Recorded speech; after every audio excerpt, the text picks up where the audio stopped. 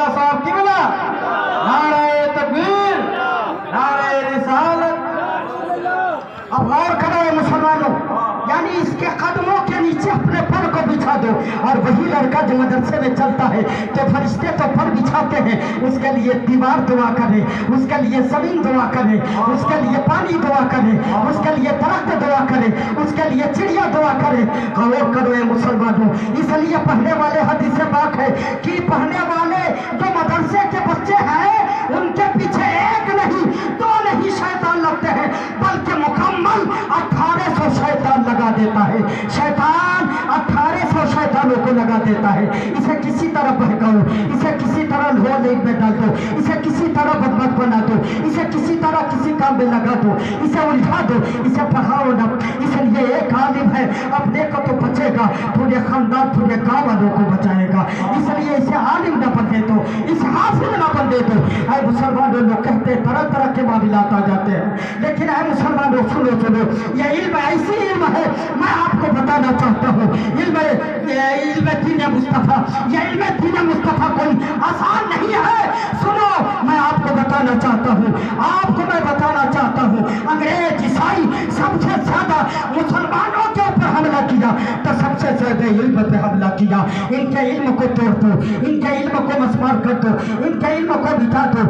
اس لیے کہ ایک ملک ہے شارجہ، جو وہ جگہ نام یاد رہی ہے، نام یاد آ گیا تو بتا دوں گا۔ اس جگہ میں مدرسہ تھا، سب سے پہلے وہاں گورنمنٹ جب عیسائیوں کی ہوئی تھی تو سب سے پہلے تجویز پیش کیا تھا کہ یہاں جتنے مدرسے ہیں مسلمانوں کو نہ بٹھاؤ، مسلمانوں کا ٹرچر نہ کرو، مسلمانوں کو کچھ نہ کہو، بلکہ جتنے مدارس ہیں اس مدارس کو توڑ دو، اس مدارس کو ختم کر دو، اور کہہ دو مدرسے نہیں چلیں گے۔ غور کرو اے مسلمانوں، جب مدرسہ بند کر دیا، آنے والے 30 سال کے اندر لوگوں نے دیکھا، عیسائیوں نے دیکھا کہ وہاں پہ مسلمان ختم ہوتے ہوئے نظر آئے، وہاں مسلمان رہی نہیں گئے۔ علم بتاؤ وہ علم ہے، قسم خدا کی ہے مسلمانوں، یہ علم دین مصطفیٰ کوئی آسان نہیں ہے۔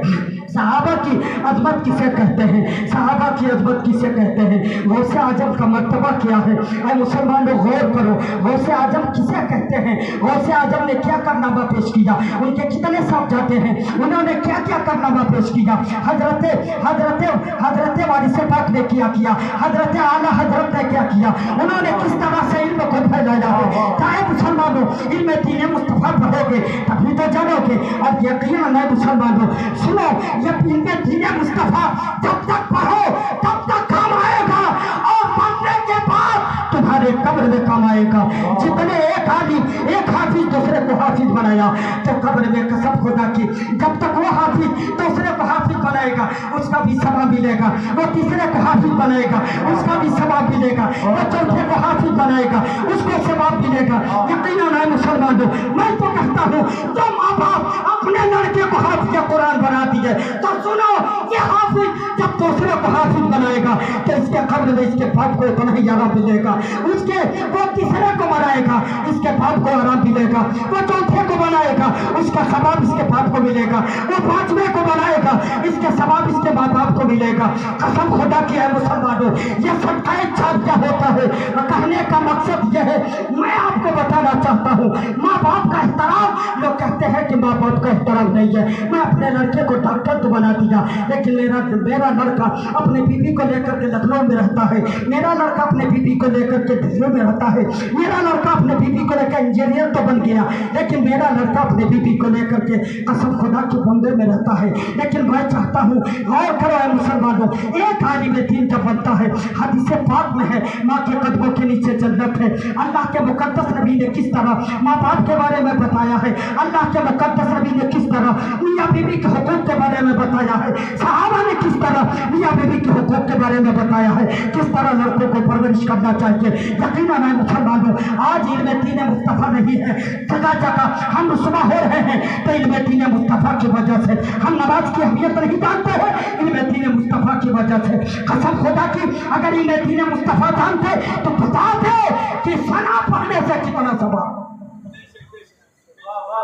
نماز میں ثنا پڑھنے سے کتنا ثواب ہے۔ تو سنو، بات آ گئی ہے، ایک عالم ہی بتائے گا، یعنی جب ثنا پڑھتا ہے مسلمان، یعنی ثنا پڑھتا ہے तकबीर तहरीमा करता है।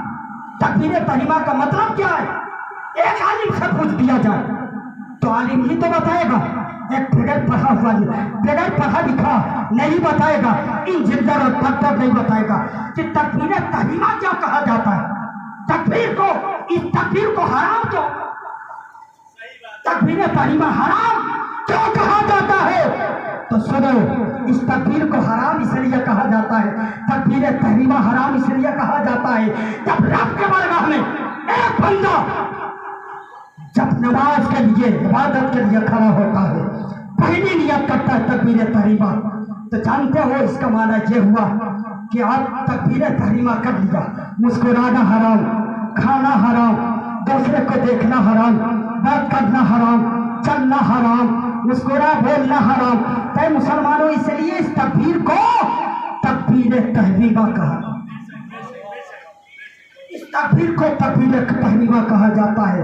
कहने का मकसद यह है ऐ मुसलमानों, यानी सना पढ़ने का सबब, उसके बाद सना पढ़ो तो हजरत अब्दुल्ला इब्ने अब्बास से रवायत है, प्यारे आका फरमाते हैं कि मुसलमान जब सना पढ़ता है तो रब ताला फरिश्तों लिखो इसके जिस्म में जितने